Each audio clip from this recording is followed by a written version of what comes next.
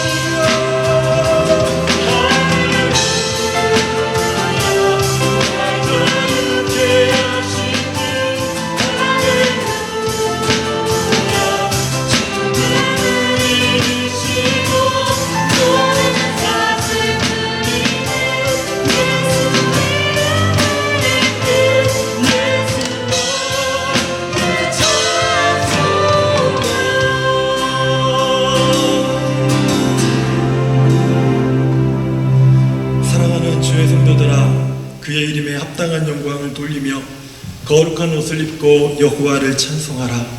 그의 거룩함을 기억하며 감사하라. 하나님은 영이시니 예배하는 자가 영과 진리로 예배할지니라. 아멘. 사랑하는 성도 여러분, 우리 하나님께서 기뻐 받으시는 예배는 상한 마음과 통회하는 심령이라고 말씀하십니다. 지금 성령께서 우리 마음속에 깨닫게 하시는 한 주간의 잘못들을 가지고 예수 그리스도의 십자가 앞에 정직한 마음으로 우리 함께 참여하는 기도를 드리겠습니다. 함께 기도하겠습니다.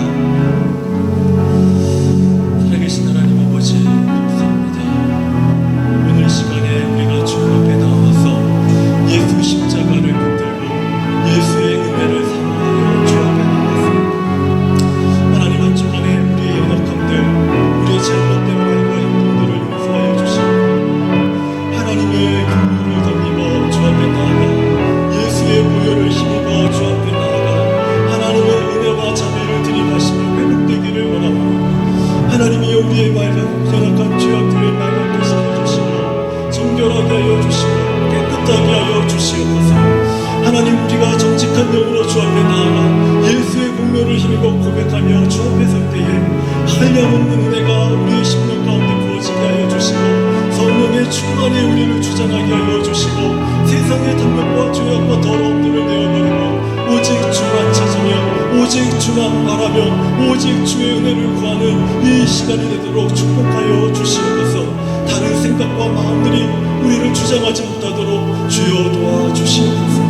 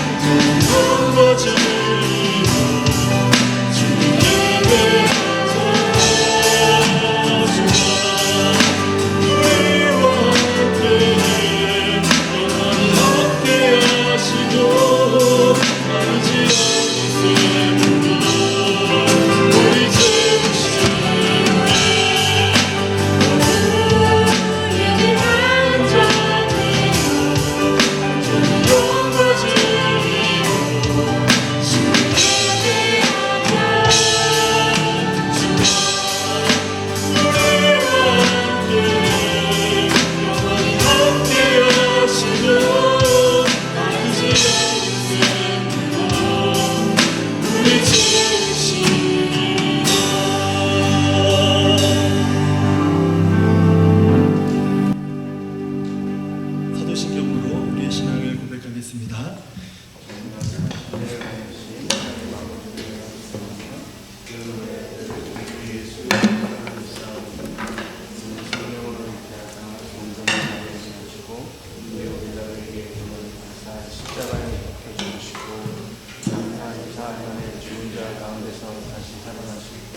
하늘의 우선 전능하신 하나님 편애한 자 계시다가 십자가 죽은 자를 심판하러 오시리라. 성령이 싸우며 거룩한 공의와 성도가 서로 소통하는 것과 죄를 사하시는 것과 영원한 것을 싸웁니다. 아멘.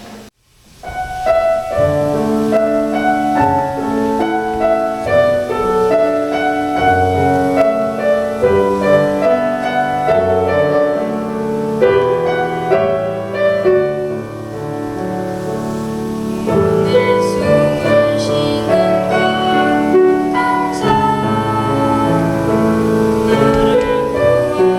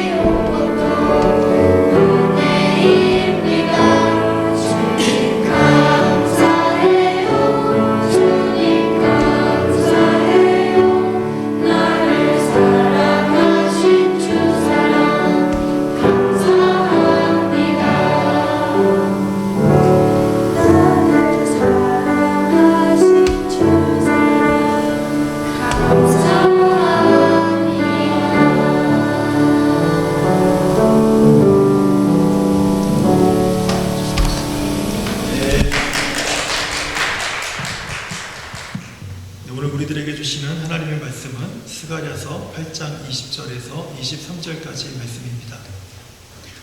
만군의 여호와가 이와 같이 말하노라. 다시 여러 백성과 많은 성읍의 주민이 올 것이라. 이 성읍 주민이 저 성읍에 가서 이르기를 우리가 속히 가서 만군의 여호와를 찾고 여호와께 은혜를 구하자 하면 나도 가겠노라 하겠으며, 많은 백성과 강대한 나라들이 예루살렘으로 와서 만군의 여호와를 찾고 여호와께 은혜를 구하리라. 만군의 여호와가 이와 같이 말하노라. 그날에는 말이 다른 이방 백성 10명이 유다 사람 하나의 옷자락을 잡을 것이라. 곧 잡고 말하기를 하나님이 너희와 함께 하심을 들었나니 우리가 너희와 함께 가려 하노라 하리라 하시니라. 아멘. 사이클 종목에 보면 시각장애인과 비장애인이 함께 2인 1조가 돼서 경기하는 텐덤 사이클이라고 하는 종목이 있습니다.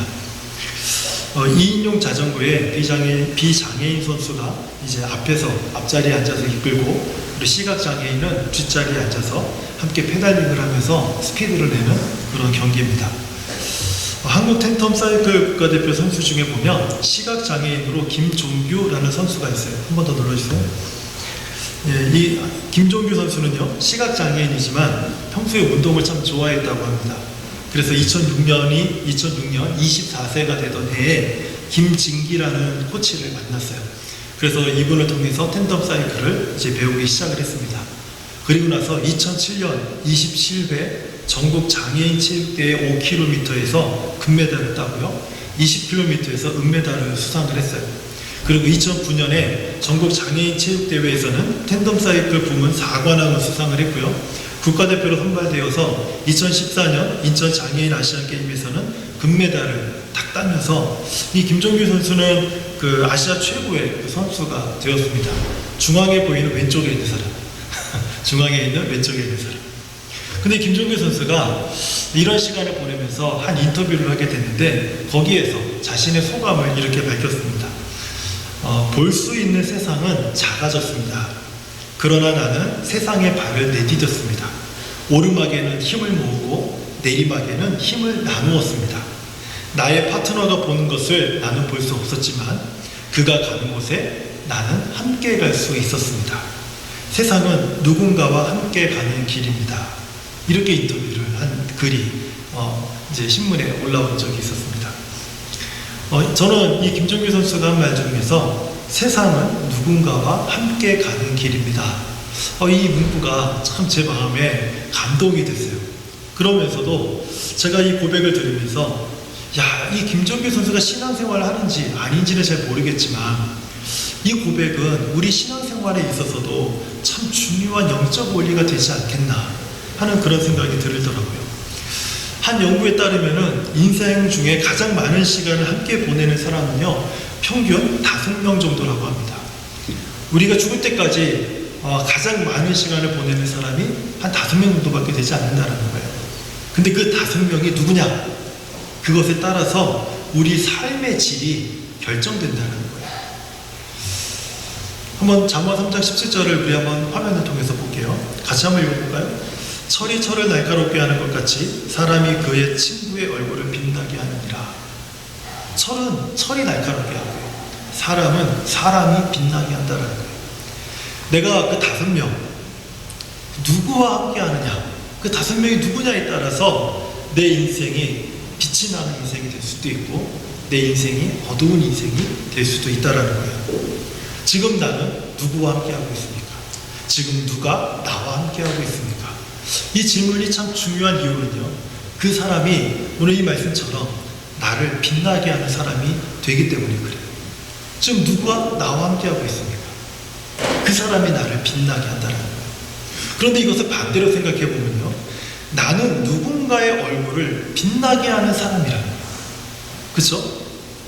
누가 나와 함께 하느냐, 이 질문을 바꿔서 질문해 보면 나는 누군가를 빛나게 하는 사람이다 라는 말도 같은 말이라는 거예요.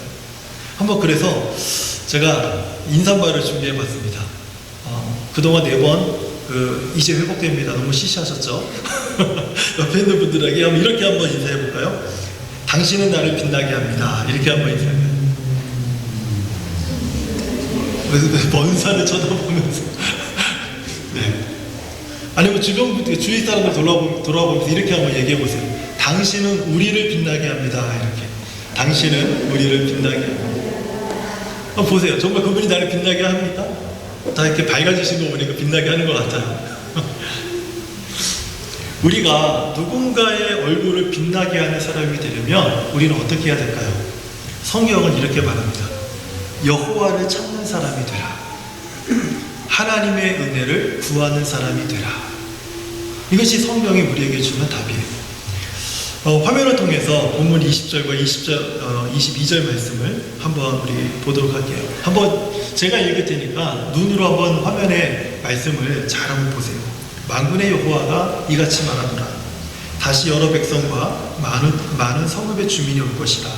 이 성읍 주민이 저 성읍에 가서 이르기를 우리가 속히 가서 만군의 여호와를 찾고 여호와께 은혜를 구하자 하면 나도 가겠노라 하겠으며 많은 백성과 강대한 나라들이 예루살렘으로 가서 만군의 여호와를 찾고 여호와께 은혜를 구하리라. 이 말씀 속에서 먼저 우리가 주의 깊게 봐야 될 것은 20절에 다시 여러 백성과 많은 성읍의 주민이 올 것이라 라는 말씀이에요. 여기서 보면 이 말씀의 핵심이 뭡니까? 다시 온다는 거지. 다시 온다. 그럼 이전에는 어떻게 됐다는 말이에요? 이전에 이 성읍은 어떤 성읍을 의미하냐면 예루살렘 성읍을 의미합니다. 근데 다시 사람들이 온대요. 그럼 다시 사람들이 오기 이전에는 어떠한 상태였다는 겁니까? 황폐한 성읍이었다는 거예요. 이전에 예루살렘에 사는 주민들이 거의 없는 황무지와 같은 그런 성읍이었다는 겁니다. 그런데 그 성읍이 이제 많은 백성들, 그 성읍으로 많은 백성들이 다시 돌아오게 된다라는 거예요. 여러분, 이게 가능합니까? 황무지가 됐는데 어떻게 그 황무지에 사람들이 모여서 살 수 있습니까? 다시 어떻게 사람들이 그것을 기억하고 돌아올 수 있습니까? 불가능한 일이에요. 그런데 이것이 가능하다는 거예요. 어떻게 가능합니까?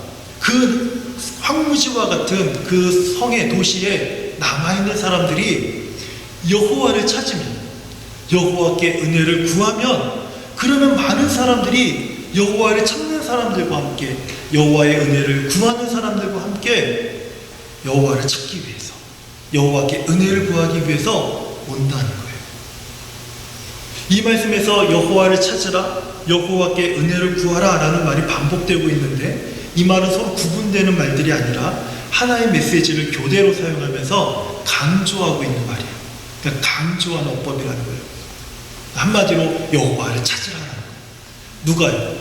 황무지와 같은 곳에서 남아있는 백성인 너희가 여호와를 찾아라, 여호와께 은혜를 구해라. 그러면 너희가 찾는 그 하나님을 다른 백성들도 함께 찾고자 너희들에게로 돌아올 것이다 라고 얘기하고 있는 거예요.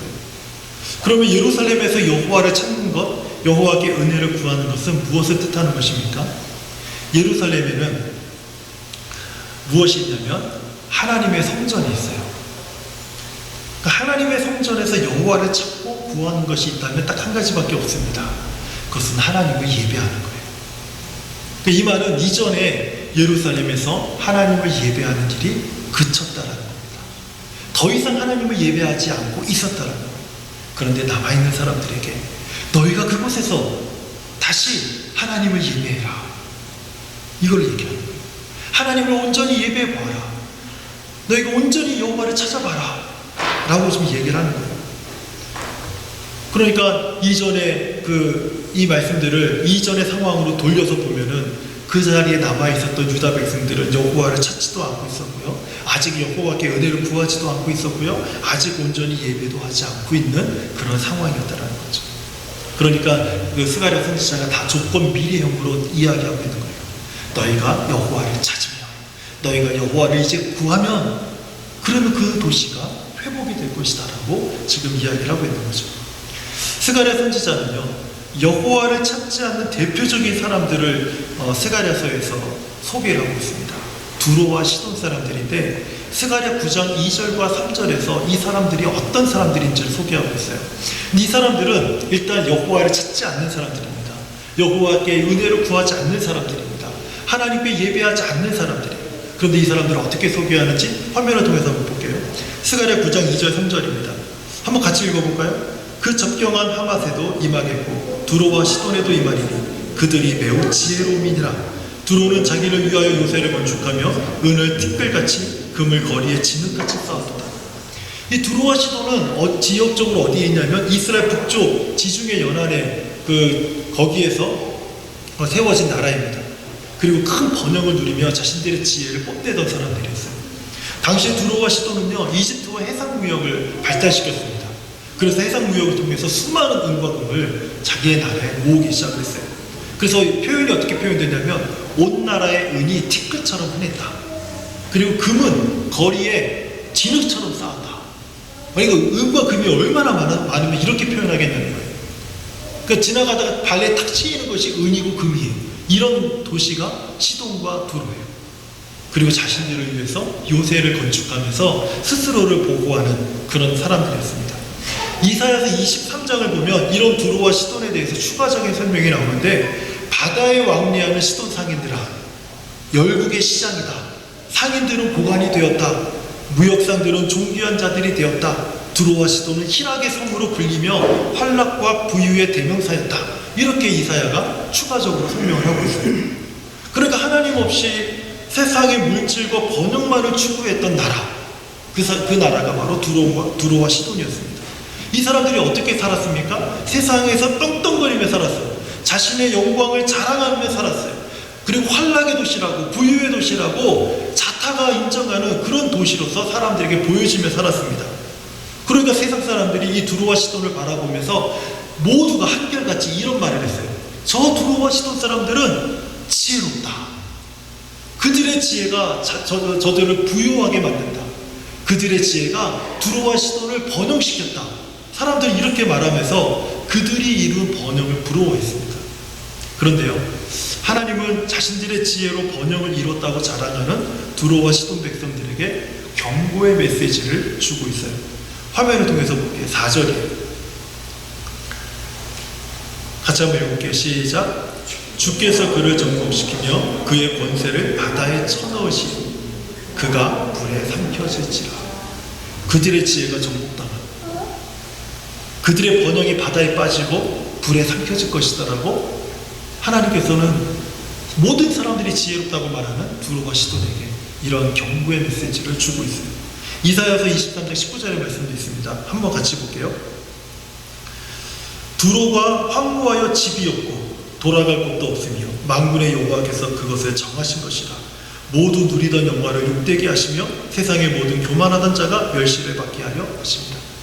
희락의 성으로 불렸던 성읍이 황무해질 거라는 거예요. 그들의 지혜를 욕되게 하신다는 거예요. 누렸던 모든 번영과 영광을 멸시받게 하시겠다. 이게 하나님께서 두로와 시돈을 향한 하나님의 그 메시지. 그렇다면 지금 폐허가 된 예루살렘으로 돌아온 백성들의 상황은 어떻습니까? 지금 폐허가 된 예루살렘으로 돌아온 그 백성들의 상황. 먼저 예루살렘이 왜 폐허가 되었는지를 우리가 좀 생각해 볼 필요가 있어요. 예루살렘 성전이 허물어지고 성벽도 무너지고 황무지와 같은 도시로 변한 이유가 무엇인가? 이스라엘 백성들이 두로와 시돈의 백성들처럼 여호와를 찾지 않고 두로와 시돈의 길을 따랐기 때문에 이와 같이 됐다라는 것을 지금 사실 스가랴 9장과 그 이사야서를 통해서 이것을 말씀하고 있는 거예요.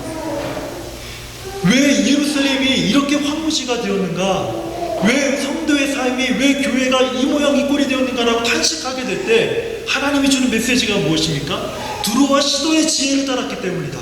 그들의 번영을 따랐기 때문이다. 하나님을 찾지 않고 하나님을 등지고 하나님을 버리고 하나님의 말씀을 소홀히 여기고 이 세상에서 부유롭게 만드는 지혜를 따랐기 때문이다라고 하나님이 지금 말씀하십니다. 그래서 이스라엘 백성이 여호와를 찾지 않고 두로와 시돈의 길을 따랐기 때문에 너희가 이렇게 황무지로 변한 것이 아니냐, 이것을 지금 말씀하기 위해서 두로와 시돈의 예를 드는 거예요. 오늘 본문에서 여호와를 찾으라, 하나님의 은혜를 구하라 라고 하는 것은요, 두로와 시돈의 백성이 추구했던 사람의 지혜와 방법을 내려놓는 것을 의미하고 있습니다. 스가랴 9장과 10장을 보면요, 사람의 지혜와 방법을 따라 멸망했던 유다 백성의 두 가지 영적 상태를 스가랴 선지자가 말씀하고 있어요. 저는 이 말씀을 통해서 우리가 이 말씀을 살펴볼 때요, 우리 자신을 한번 살펴보는 그런 시간이 됐으면 좋겠습니다. 먼저 화면을 통해서 스가랴 9장 12절 말씀을 함께 읽어볼게요. 시작. 갇혀있으나 소망을 품은 자들아 너희는 요새로 돌아올지니라. 내가 오늘도 이르노라. 내가 네게 갑절이나 갚을 것이라. 시돈과 두로를 따라 그들의 지혜와 방법을 따라서 멸망했던 그 유다 백성들의 상태가 어떻습니까? 갇혀있어요. 소망을 품은 상태. 갇혀있지만 소망을 품은 상태. 여러분, 갇혀있는 백성이, 갇혀있는 사람들이 소망을 품고 여호와를 찾으면, 여호와께 은혜를 구하면 어떤 일이 일어납니까? 그게 오늘 본문 21절과 22절이에요. 한번 다시 한번 오늘 본문을 볼게요. 화면을 통해서요. 같이 한번 읽어볼까요? 이 성읍 주민이 저 성읍에 가서 이르기를 우리가 속히 가서 만군의 여호와를 찾고 여호와께 은혜를 구하자 하면 나도 가겠노라. 많은 백성과 강대한 나라들이 예루살렘으로 와서 만군의 여호와를 찾고 여호와께 은혜를 구하리라. 어떤 일이 일어나고 있습니까? 주변에서 함께 여호와를 찾고자 하는 사람들이 막 일어나기 시작합니다. 함께 여호와께 은혜를 구하는 사람들이, 구하고자 하는 사람들이 찾아오는 거예요. 심지어 많은 백성과 강대한 나라들이 만군의 여호와를 찾고 여호와께 은혜를 구할 것이라고 말씀하고 있는 거예요. 사람의 지혜와 방법으로 하려고 했던 일들을 다 실패로 끝나는 것을 경험했습니다. 그런데 그것이 어떻게 하면 회복될 수 있는가? 스가랴 선지자는 그 남은 유다 백성들에게 이렇게 얘기를 해요. 너희가 갇혀있지만 소망을 가지고 있지 않는 그 소망으로 여호와를 찾아라. 여호와께 은혜를 구해라. 그럼 너희들이 그토록 원했던, 너희들이 그렇게 바랬던 시돈과 두로의 그 방법을, 지혜를 따르면서 그렇게 얻고자 했던 그것을 하나님께서 너희들에게 주실 것이다. 그 이야기를 하고 있는 거예요. 두 번째로 어떤 상태였냐면 스가랴서 10장 11절과 12절을 함께 볼게요. 화면을 통해서 볼게요. 같이 한번 읽어보겠습니다. 시작. 내가 그들이 고난의 바다를 지나갈 때에 바다 물결을 치니 나일의 깊은 곳이 다 마르겠고 아수르의 교만이 낮아지겠고 애굽의 규가 없어지리라. 내가 그들로 나 여호와를 의지하여 경고하게 하리니 그들이 내 이름으로 행하리라. 나 여호와의 말이니라. 어떤 상태에 있어요? 고난의 바다를 지나며 하나님을 의지하는 상태에 있습니다. 고난의 바다를 지날 때 하나님을 의지하는 사람들이 여호와를 찾습니다. 여호와께 은혜를 구합니다. 그럼 어떤 일이 일어납니까? 오늘 본문 23절 말씀을 다시 한번 화면을 통해서 다 함께 읽어볼게요. 만군의 여호와가 이와 같이 말하노라. 그날에는 말이 다른 이방 백성 10명이 유다 사람 하나의 옷자락을 잡을 것이라. 곧 잡고 말하기를 하나님이 너희와 함께 하심을 들었느니 우리가 너희와 함께 가려 하노라 하리라. 먼저 고난의 바다를 지나는 백성들이 여호와를 의지하며 주님을 찾을 때 어떤 일이 일어나냐면 하나님이 나와 함께 하시는 경험입니다. 전에 내가 경험하지 못했던 그 하나님이 지금 나와 함께 하시는 것을 경험해요. 그 하나님이 나와 함께 하시는 것을 경험하는 것을 하나님의 임재라고 해요. 하나님의 임재를 경험하는 이 백성들을 주변 사람들이 보는 거예요. 주변 사람들이 보는 거예요. 그러면서 그들이 말하기를 하나님이 너희와 함께 하시면 우리가 들었기 때문에 우리가 너희와 함께 가려 하노라. 전에는 그렇게 같이 가자고 애를 쓰고 막 붙들고 사정을 해도 안 왔던 사람들이 하나님의 임재를 경험한 사람들이 그 하나님의 임재가 다른 사람들에게 비춰지기 시작하니까 오히려 그들이 찾아와서 너희와 함께 하심, 하나님이 함께 하심을 우리가 알았으니 이제 내가 너희와 함께 가려 하노라. 이런 말을 하는 거예요. 갇혀있으나 소망을 가진 사람들이 하나님을 찾을 때, 고난의 바다를 지나며 하나님을 의지하는 사람들이 하나님의 은혜를 구할 때 하나님께서 그들에게 영광의 빛을 비춰주시고 회복의 빛을 비춰주심으로 자신의 얼굴이 빛날 뿐만 아니라 다른 사람의 얼굴도 빛나게 하는 백성들이 되게 하고 성읍이 되게 하고 성도가 되게 하고 교회가 되게 하신다는 거예요. 우리가 잘 아는 다윗 왕이 이스라엘의 온 왕이 되기 전에 다윗은 사울 왕에게 낙인이 찍혀서 10년 동안 도망자의 인생을 살았습니다. 그때 다윗은 어떻게 10년을 피해 다니며 살았습니까? 다윗은 광야에 갇혀 있었어요. 다윗은 고난의 바다를 10년 동안 지나고 있었습니다. 하지만 다윗은 자기가 쓴 시편에서 항상 이렇게 노래를 했습니다. 여호와를 찾아라. 나는 여호와를 찾습니다. 난 여호와께 은혜를 구합니다. 이 대표적인 다윗의 시편 말씀이 시편 27편 2절에서 4절이에요. 함께 한번 화면을 통해서 볼게요. 악인들이 내 살을 먹으려고 내게 왔으나 나의 대적들, 나의 원수들, 그들이 실족하여 넘어졌도다. 군대가 나를 대적하여 진칠지라도 내 마음이 두렵지 아니하며 전쟁이 일어나 나를 치료할지라도 나는 여전히 태어나리로다. 내가 여호와께 바라는 한 가지 일, 그것을 구하리니. 여러분, 이때 여러분 무엇을 구하겠습니까? 원수가 내 살을 먹으려고 찾아옵니다. 네? 군대가 나를 죽이려고 나를 에워싸고 있어요. 이때 하나님께 딱 한 가지만 구하세요. 그럼 여러분 무엇을 구하시겠습니까? 원수 같은 놈이 나를 죽이려고 막 찾아오고 있어요. 문을 두들기고 있어요. 내 뒤를 쫓고 있어요. 그때 한 가지만 구하라고 한다면 무엇을 구하시겠습니까? 다윗이 이때 이렇게 고백해요. 내가 내 평생에 여호와의 집에 살면서 여호와의 아름다움을 바라보며 그의 성전에서 사모하는 것이다. 이게 말이 됩니까? 누가 이런 것을 구해요? 지금 당장 내가 죽게 생겼는데 이것을 구하는 사람이 세상에 어디 있어요? 근데 다윗이 아무도 구하지 않는 그것을 구하는 언제?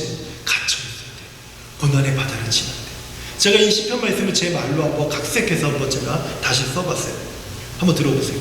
만약 내 인생의 절체절명의 위기에서 한 가지만을 구하라고 한다면 오직 내가 구할 것은 이것입니다.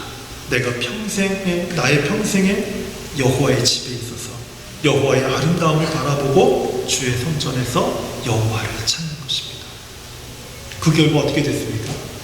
다윗은 이 10년 동안의 도망자 인생 속에서 여호와를 찾고 여호와의 은혜를 구했을 때 이 10여 년 동안에 사람들이 다윗에게 몰려옵니다. 400명의 용사가 생겼어요. 이 10년 동안에 이 400명의 용사가 나중에 다윗이 이스라엘의 온 왕이 되는 모든 일에 기반을 이루게 돼요. 그래서 다윗은요, 400명의 용사들이 다윗에게 모여왔고 다윗은 그들의 얼굴을 빛나게 하는 수장이 됩니다. 어떻게 해서 다윗이 400명의 용사의 얼굴을 빛나게 하는 사람이 될 수 있었습니까? 여호와를 찾았기 때문에, 여호와의 얼굴을 은혜를 구했기 때문에, 그것이 가능했던 거예요. 우리가 잘 알고 있는 사도 바울 있지 않습니까? 사도 바울은 어때요? 바울은 로마의 감옥에 갇힌 상태에서 빌립보 교회 성도들에게 편지를 써서 자신의 상태를 딱 이렇게 보내줍니다. 알려줍니다. 그게 빌립보서 1장 20절과 21절의 말씀이에요. 제가 우리말 성경을 한번 읽어드릴게요. 한번 보세요. 화면을 통해서. 내가 간절히 기대하고 소망하는 것은 내가 어떤 일에도 부끄러워하지 않고 항상 그랬듯이 지금도 담대하게 원하는 것은, 감옥에 있으면서 지금도 내가 담대하게 원하는 것은 살든지 죽든지 내 몸을 통해서 그리스도가 위대하게 되시는 것입니다. 이는 내게 사는 것이 그리스도니 죽는 것도 유익하기 때문입니다. 사도 바울은 지하 감방에서 혹독한 추위와 굶주림으로 쇠사슬에 매인 채로 매일 그런 환경 속에서 무엇을 찾았습니까? 그리스도를 찾았어요. 그리스도의 은혜를 구했어요.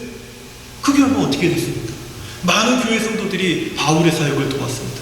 그리고 바울은 그들의 얼굴을 빛나게 하는 영적 리더가 되었어요. 이제 말씀을 좀 맺으려고 합니다. 우리는 언제든지 사방이 다 걸어막힌 곳에 갇혀서 답답한 시간을 보낼 수도 있습니다. 언제든지 그런 시간이 찾아올 수 있어요. 그때마다 함께 여호와를 찾는 성도들이 되시길 바라요. 함께 여호와를 찾는 성도들이 되시길 바랍니다. 그러면 사방이 다 막혀서 답답할지라도 소망 되신 그 하나님을 내가 그리고 우리가 경험하게 되는 거예요.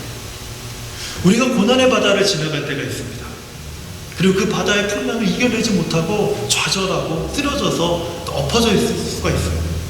그때마다 함께 여호와께 은혜를 구하는 그런 성도들이 되길 바라요. 그러면 그 좌절의 시간에 하나님께서 돕는 손길을 사방에서, 동서남북에서 하나님이 그 돕는 손길을 보내주실 거예요. 우리가 이것을 경험하게 됐을 때 우리는 스가랴 8장 23절, 오늘 본문의 마지막 절이죠. 한 번 더 말씀을 같이 보겠습니다. 한번 다 같이 한번 읽어볼게요. 만군의 여호와가 이와 같이 말하노라. 그날에는 말이 다른 이방 백성 10명이 유다 사람 하나의 옷자락을 잡을 것이라. 곧 잡고 말하기를 하나님이 너희와 함께 하심을 들었더니 우리가 너희와 함께 가려 하노라 하리라. 우리가 너희와 함께 가려 하노라. 어떻게 이러한 고백이 내 주변 사람들로부터 나에게 들려질 수 있을까요? 그것은 내가 여호와를 찾는 거예요. 여호와께 은혜를 구하는 거예요. 그러면 하나님의 임재가 나를 돕고 하나님의 영광의 빛이, 회복의 빛이, 하나님의 생명의 빛이 내 주변 사람들에게 비춰짐으로 인해서 그들이 저 사람과 하나님이 함께 하십니다. 저 사람처럼 예수님을 믿는다면 내 인생도 뭔가 좀 바뀌지 않을까 하는 그런 생각들을 자연스럽게 내가 뿜어내고 싶지 않아도 자연스럽게 뿜어지면서 사람들이 찾아옵니다. 저는 우리가 삶에서 이렇게 하나님을 경험하길 바라요. 우리가 하나님을 이렇게 경험할 때 우리도 이 본문 23절의 말씀을 경험하는 성도가 되고 교회가 될 것입니다. 아멘. 저는 우리 교회가 이런 교회가 됐으면 좋겠어요. 우리 성도님들도 이런 성도님들이 되셨으면 좋겠어요. 그래서 많은 분들이 우리 교회를 알지 못한다 하더라도, 많은 사람들이 나를 기억하지 못한다 할지라도 내가 경험하는 하나님, 우리 교회가 경험되고 있는 하나님, 그 하나님을 우리가 깊이 경험한다면 그때 비로소 사람들이, 내 주변에 있는 사람들이 이 고백을 하게 됩니다. 나도 너와 함께 가려 하노라. 놀라운 축복 아닙니다. 바로 이런 회복의 은혜, 이 놀라운 하나님의 축복이 저와 우리 모든 성도님들, 우리 교회에 가득하기를 축원합니다. 하나님 아버지 감사합니다. 4번에 걸쳐서 우리 하나님이 우리에게 주신 회복의 메시지를 함께 나누었습니다. 무엇보다도 하나님, 우리를 지치게 하는 모든 관계 속에서 우리가 그 관계를 시돈과 두로 사람들처럼 지혜와 방법으로 그것을 해결하려고 하지 말고 오직 먼저 여호와를 찾고 여호와께 은혜를 구하는 성도들이 되게 하여 주시옵소서. 우리 교회가 되게 하여 주시옵소서. 그래서 우리 교회 가운데 임재하시는 하나님의 영광과 회복과 그 능력과 생명이 하나님 우리 교회와 성도들의 삶에서 뿜어져서 우리 주변 사람들이 우리를 바라보며 너희와 하나님이 함께 하심을 들었노니 나도 너희와 함께 가려 하노라. 하나님, 이 축복의 말들이 우리 주변에서 풍성해지도록 축복하여 주시옵소서. 예수님의 이름으로 기도합니다. 아멘. 우리 다 함께 찬송가 550장 우리 함께 찬양하도록 하겠습니다.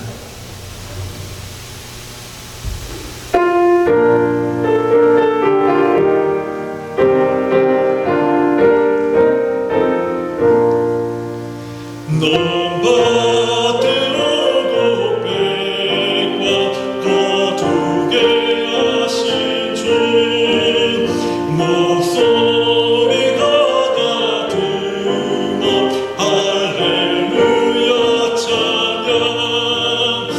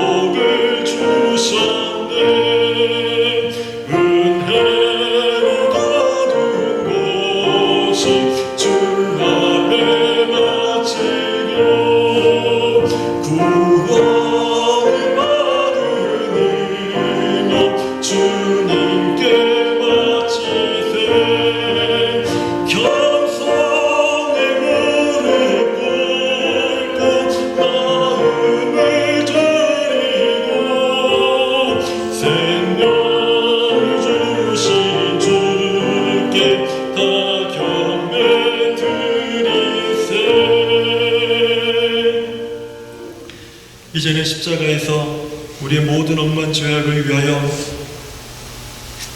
희생당하시고 죽으신 예수 그리스도의 은혜와 우리 하나님 아버지의 다함이 없고 무궁하신 하나님의 사랑과 성령님의 감화 감동 위로와 교통하심이 갇힌 것 같으나 그리고 고난의 바다를 지나는 것 같으나 그곳에서 주를 의지하며 하나님을 찾고 하나님께 은혜를 구하며 하나님의 뜻을 따르기로 소망하는 우리 사랑하는 모든 성도들과 우리 이 시내레이션의 자녀들과 에베네셀 교회 위에 이제로부터 영원토록 함께 계실지어다. 아멘.